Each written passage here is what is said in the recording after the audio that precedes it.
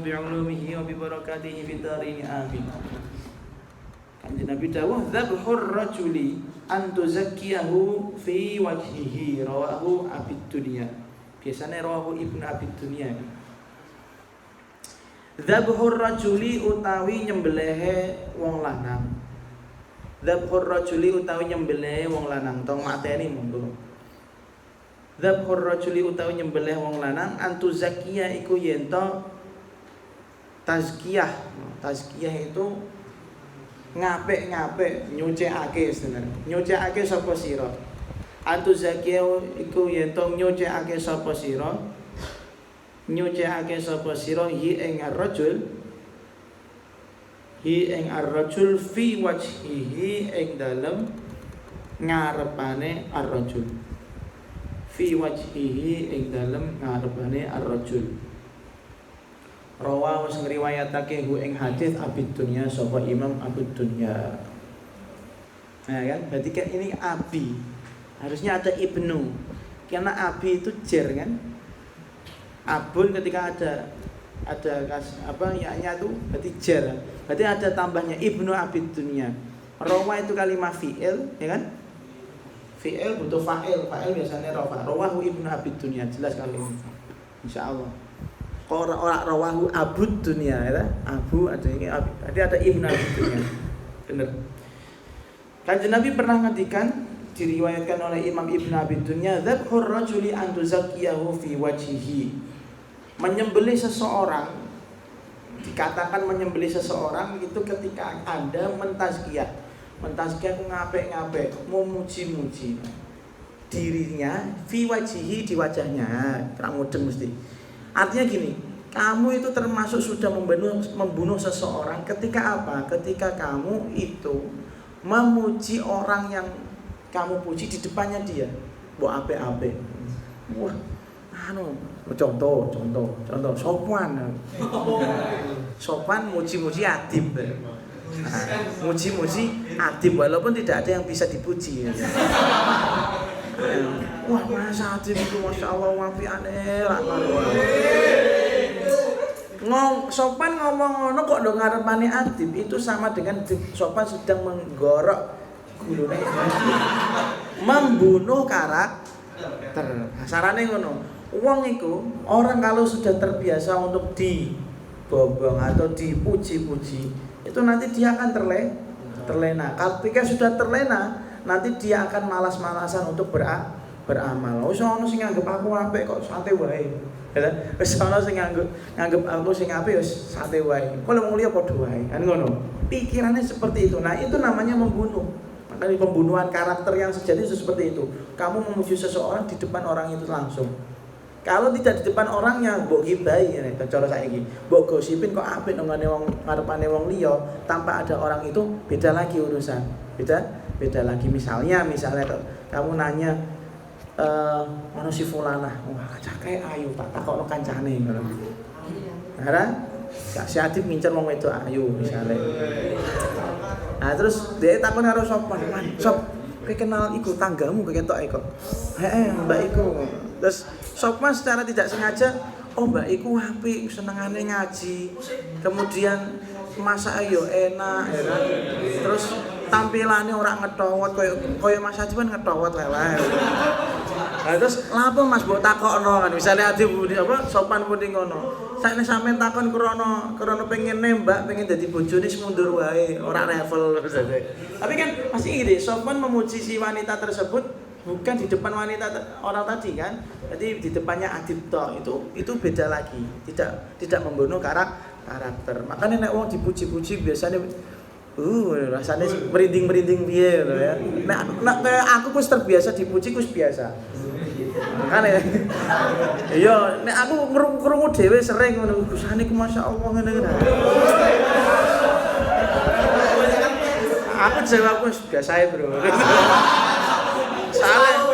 Soalnya ngene muji nek karena aku nek niat muji kan berarti kan ada dua kemungkinan. Memang benar-benar dia kagum pada saya atau dia penjilat kan? Membutuhkan ya muji ngene memuji kan Masya Allah ganteng era sugih apian utangire berarti ngono tak greget to. Si model ngono kan akeh ya. Itu bukan hanya membunuh karakter orang itu juga, tapi membunuh keuangannya orang itu tersebut. Nah, makanya hati-hati kalau ada orang yang suka memuji Anda. Makanya bagaimana kalau caranya kita ketika dipuji seseorang di depan orang banyak. Ada tuntunan dari doanya Rasulullah yang biasa diajarkan sama Abia dan juga diamalkan sama saya Umi. Itu ketika ada orang yang memuji kita, dia apa-apa, wah mungkin pinter, wong iki ngene. Ketika kita dengar Allahumma ij'alni, gua tulis waktu monggo gak tak tulis begini. Allahumma ij'alni. Allahumma ij'alni khairan. Allahumma ij'alni khairan. Allahumma ij'alni khairan mimma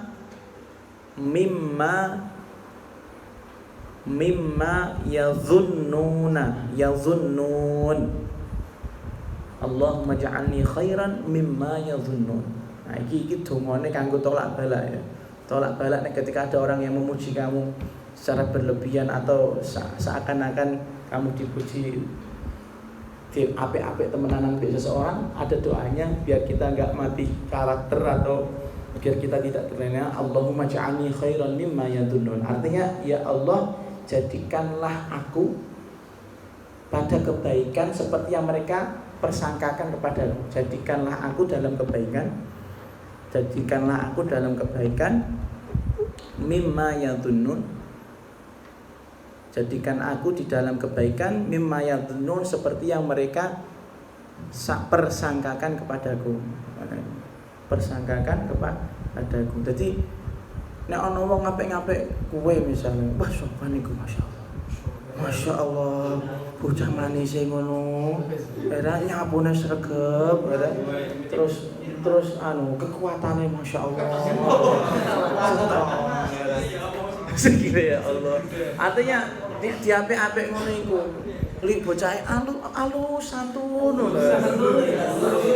Lah, itu ojo bombong hatimu. Ojo bombong, harusnya istighfar. Biasanya orang istighfar, pada akhirnya ada doa tuntunan tadi, Allah maj'alni khairan mimma yadhunnun. Diminta, ya Allah, aku pengen seperti apa yang mereka sangkakan kepadaku. Biasanya nuwun sewu, wong sing dipuji-puji iku kayak aku terus terang, aku sering dipuji tapi saya merasa banyak enggak pasnya. Banyak enggak pasnya. Soalnya saya pencitraan ya. Wah, misalnya aku pinter padahal ya hasilnya browsing kok internet itu kan. Biasanya aku nerangno apa namanya? Iso khotbah. Ini bahannya selalu update. Baten aku golek internet ya akeh aku cuma tak translate wae kan ngono. Dari bahasa Arab ke bahasa Indonesia kan ngono gampang. Dikirane wong aku pinter berapa padahal ora. Ya ngono lho. Lah kok ngono-ngono kan berarti saya sudah menipu orang kan.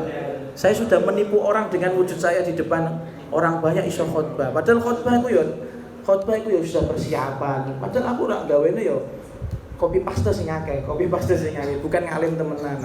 Nah, koyo ngono iku piye carane? Ya wis. Muga-muga ae aku seperti itu.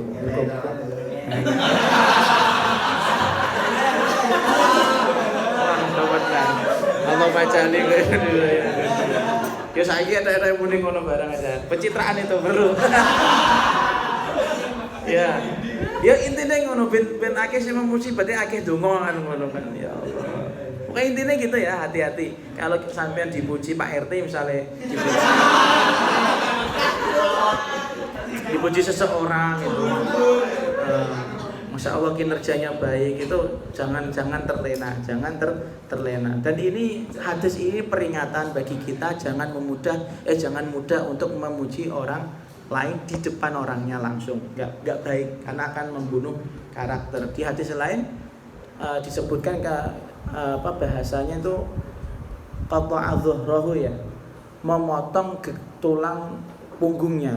Nek kowe memuji seseorang seakan-akan kamu telah memotong tulang punggungnya. Tulang punggungnya berarti kan tulang burine iku wis mbok potong artinya mbok apa? Mbok bunuh, kamu bunuh. Oke.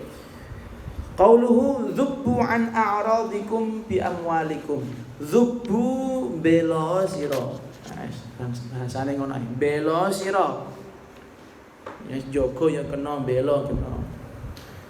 Dzubbu bela sira, jaga sira an a'radikum saking al-a'rad itu apa bro? Kehormatan nggih.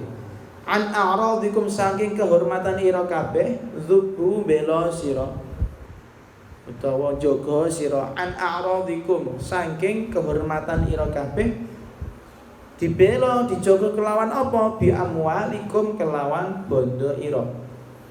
Bi amwalikum kelawan bondo ira.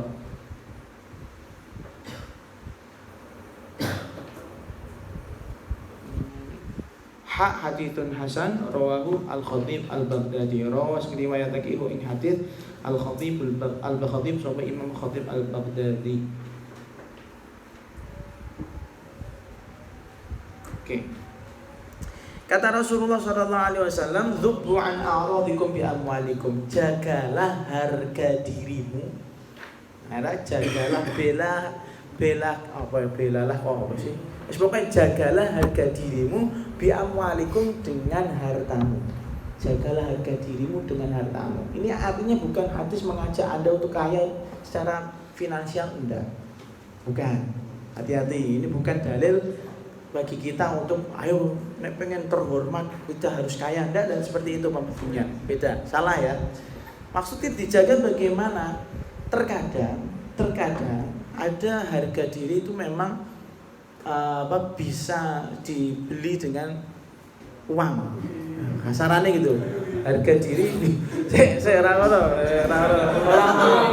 ora sih rego 75.000 ora.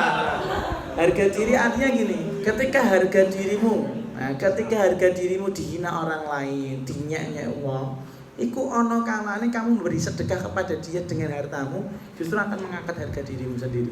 Dan hifdzul irdi atau hifdzul jahi, menjaga kehormatan itu wajib, ya. Hukumnya wajib. Ketika kamu dihina sama seseorang, bagaimana cara biar orang itu berhenti menghina harga dirimu, sementara menjaga harga diri itu wajib? Ya sedekah, maksudnya gitu.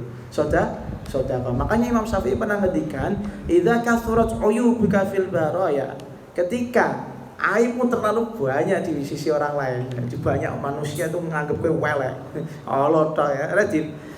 Wasarruka ayyakuna laha ghidau, dan kamu berharap kamu akan bahagia ketika aib-aibmu itu tertutupi. Maka bagaimana caranya? Tasattar bisakhai, maka tutupilah dengan rasa dermawan. Nyah-nyoh ya.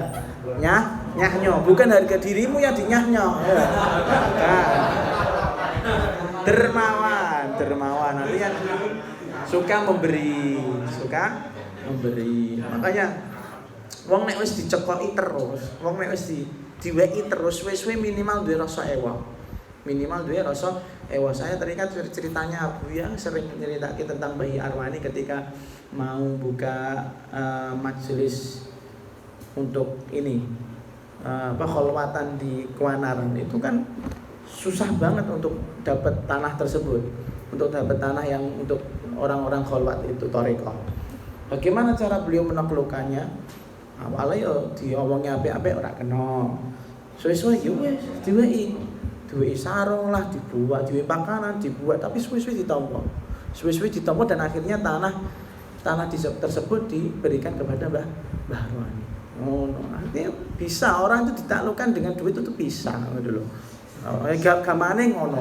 Mosok diweki terus kok ora takluk. Ya seperti Zidane itu kan.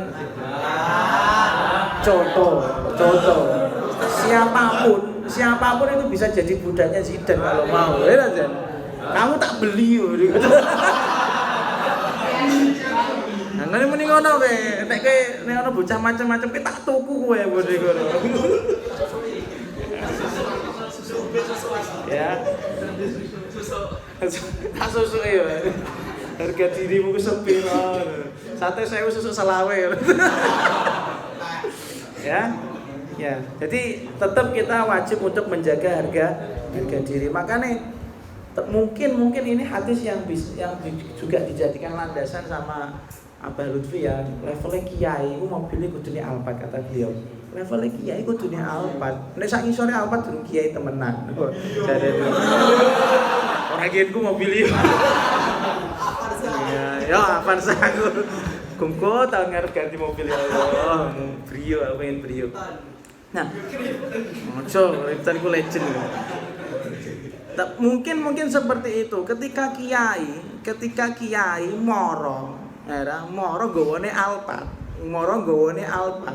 Terus diparani nek rak sugih temenan niku ngamplopine kedel-kedel. Jajal wah ngono niku Alphard iki bisa ren piro.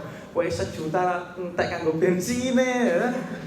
Kowe 2 juta ra macem. Biasa. Aja ngono iku. Jadi itu menunjukkan bahwasanya Islam itu ndak remeh. Mahal Islam itu, jaga harga diri. Makanya jangan sampai kiai itu juga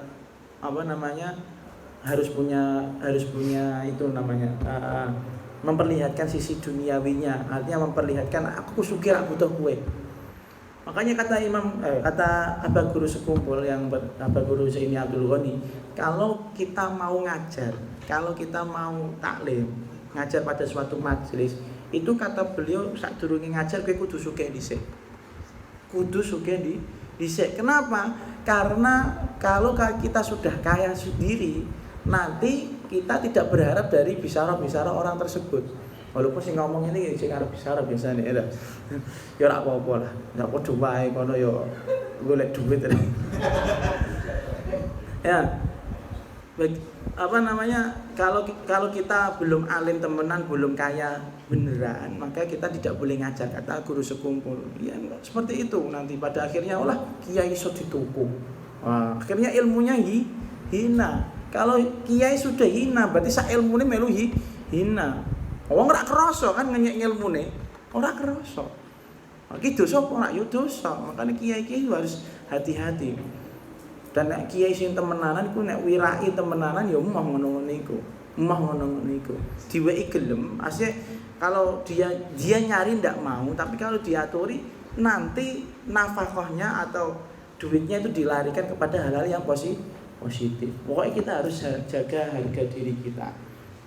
Terus qauluhu dhahabatin nubuwatu wa baqiyatil mubasysyirat rawahu Ibnu Majah. Dhahabat was ilang. Dhahabat was ilang an-nubuwatu apa kenabian. Bismillah nggih. Dhahabat was ilang an-nubuwatu apa kenabian wa baqiyat lan ijek tetep al-mubasysyiratu apa pira-pira kabar gembira. Al-mubasysyiratu apa pira-pira kabar gembira. Haditsun hasan rawahu riwayatake ing hadis Ibnu Majah sapa Imam Ibnu Majah. Kata Rasulullah, nanti pada saatnya kenabian akan hilang setelah matinya siapa? Rasulullah sallallahu alaihi wasallam. Jadi kanjeng Nabi kapundhut, kenabian sudah tidak ada, sudah hilang. Artinya sudah putus wahyu. Sudah tidak ada lagi setruman langsung, telepon langsung dari Allah Subhanahu wa taala. Pedot, teleponnya pedot. Tapi yang masih ada bahwa baqiyat al-mubasysyirat. Yang tersisa adalah hanya kabar-kabar gembira. Maksudnya kabar gembira di sini itu apa? Ar-ru'ya as-shalihah. Ar-ru'ya as-shalihah, mimpi-mimpi yang baik. Makanya semakin akhir zaman ini nanti, semakin tambah lama itu semakin banyak orang yang mimpi-mimpi aneh, yang mimpi berkaitan mungkin kamu harus jaga diri ya. Mimpi ketemu Rasulullah Isa. Di akhir zaman ini orang yang justru mimpi ketemu kanjeng Nabi itu lebih banyak daripada orang dulu. Apalagi zaman sahabat, orang perlu mimpi ketemu Medina. Ya. Jadi kalau zaman dulu ada kenabian. Nek ono permasalahan, carane nelpon Gusti Allah matur kanjeng Nabi ya. Langsung ditelepon-ke. Iki ana hamba ngene iki Gusti pripun carane solusine kasarane kan ngono. Oh Jibril medhun gawa wahyu. Tapi setelah kanjeng Nabi kapundhut itu mungkin al-mubasysyirat ini masih enggak begitu dibutuhkan. Mimpi-mimpi seperti ini enggak begitu dibutuhkan karena apa? Karena mereka sudah pernah ketemu Rasulullah. Tiba tabiin, jero tak pati butuh. Kenapa? Karena tabiin ketemu sama orang yang pernah ketemu Rasulullah secara langsung. Ba'dane iku. Dan sampai sekarang ini, wah, zaman model ngene-ngene iki. Dari kita ke Rasulullah itu berapa ratus tahun? Akeh pokoknya. Ribuan tahun, 1400-an tahun kan. Kita ke Rasulullah sudah ribuan tahun. Kemudian kenabian kepada kita juga sangat jauh. Bagaimana cara kita biar tetap nyambung sama Allah? Al-Mubasyirat. Banyak orang yang mimpi aneh-aneh. Mimpi aneh-aneh. Dan jangan heran ketika ada orang ngaku mimpi ketemu Kanjeng Nabi, ketemu dapurane rak macam mimpi. Wis anggere dipercaya wae. Karena siapa tahu itu termasuk mubasyirat. Dan mimpi itu juz'un minan nubuwah. Nah, mimpi itu juz'un minan nubuwah. Mimpi adalah salah satu bagian dari kenabian. Bukan berarti orang yang mimpi jadi nabi, enggak. Orang yang iso mimpi jadi nabi, bukan seperti itu. Jadi tapi ingat loh ya, hadis ini bukan menganjurkan kita untuk berbanyak-banyak ngimpi. Artinya banyak-banyak tidur, bukan. Tadi maksudnya nek ana wong turu ngimpi sing apik iku insyaallah jadi kenyataan. Kalau mimpi jelek enggak boleh diceritakan. Ngono. Hati-hati dengan mimpi-mimpi yang misalnya ada saya lihat Ka'bah rusak misalnya. Itu mimpinya enggak boleh diceritakan. Ka'bah rusak berarti menunjukkan bahwasanya agama rusak. Hati-hati. Itu justru peringatan dari Allah, hati-hati. Mungkin sholatmu rak genah, zakatmu rak tunaikan, posomu sik bolong-bolong, mungkin seperti itu. Makanya Ka'bahnya rusak. Itu mubasyirat harusnya. Diingatkan sama Allah lewat mimpi, ora lewat sapa-sapa. Ha iso padha meh koyo nabi to. Meh koyo nabi. Nabi Ibrahim lereng ngimpi ping 3 lagi percaya, ngimpine kok iki nyembelih putrane Nabi Ismail. Ya wis percaya dari awal tapi ragu-ragu untuk mengutarakannya. Nah, tapi bukan menunjukkan, hadis ini bukan menunjukkan kita untuk banyak tidur. Kalau banyak tidur berarti banyak mimpi. Enggak.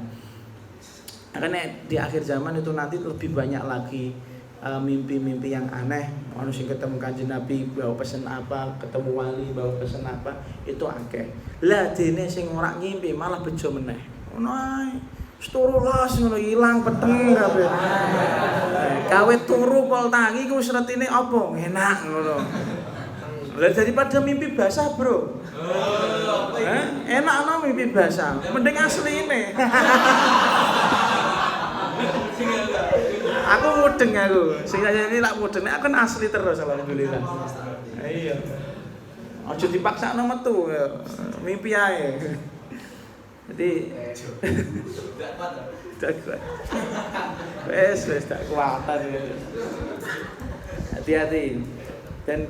Dan saya pesan kalau nanti ada yang mimpi ketemu Kanjeng Nabi atau mimpi ketemu wali-wali, nek cerita mbek aku insyaallah masih bisa saya tafsiri dengan baik. Tapi nek mimpi elek ojo ngasih diceritakno kepada orang yang tidak bisa menafsiri mimpi. Saya bukan ngaku-ngaku bisa menafsiri mimpi, tapi saya punya kitab khusus untuk itu. Ngono lho. Karena iso, insyaallah iso banyak cocok. Misalnya mimpi banjir, omahku banjir. Ha iki nek wong rak paham kan.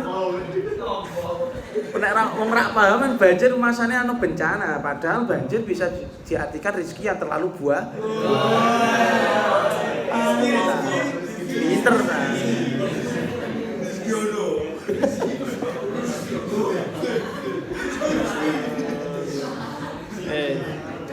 Mungkin ada beberapa dari kita yang pernah mimpi ketemu Rasulullah tapi dia tidak yakin kalau itu Rasulullah.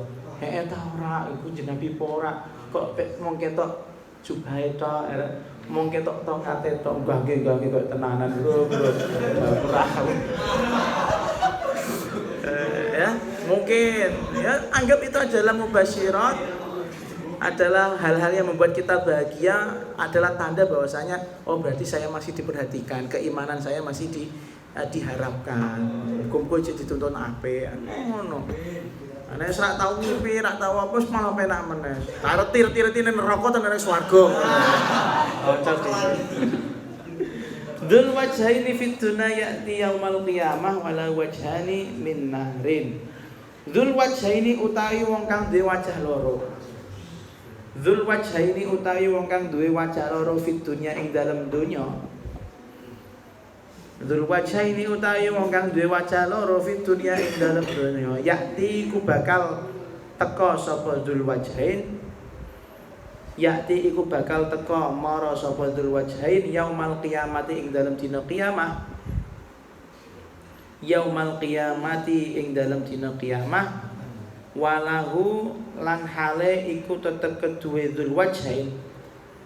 Walahu lan hale iku tetep keduwe dzul wajhain. Wajhani utawi rong wajah.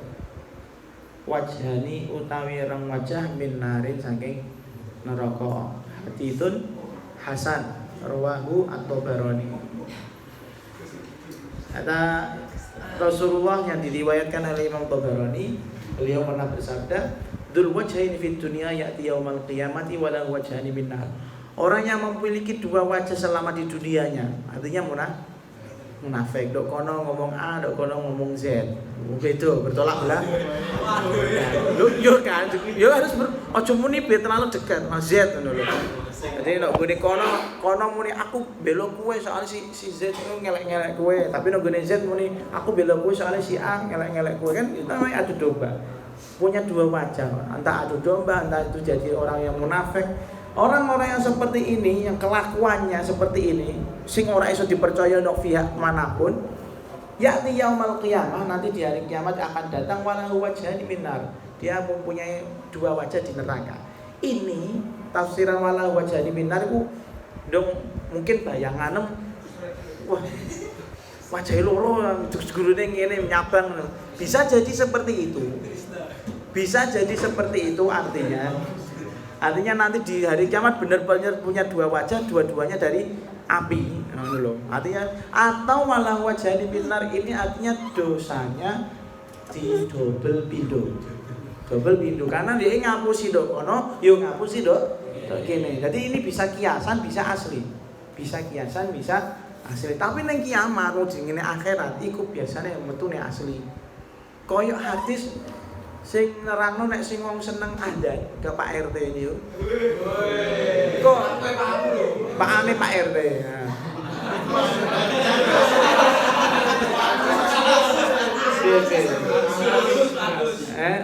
Mbah sapa iku? Enggak, kayak sing wong seneng adat mereka bakalnya punya leher yang panjang. Ya. Ayo.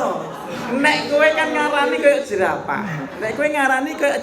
Ya gak? Itu kiasan apa ndak? Ada yang mengatakan, oh ini memang asli, nanti gulune dawa lah.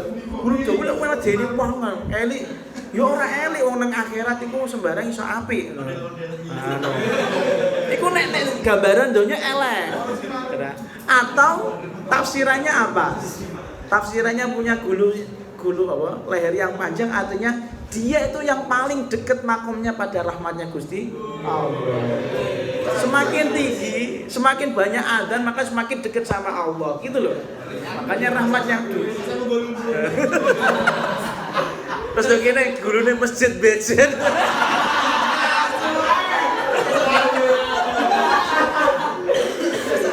Masjid becen itu 17-an.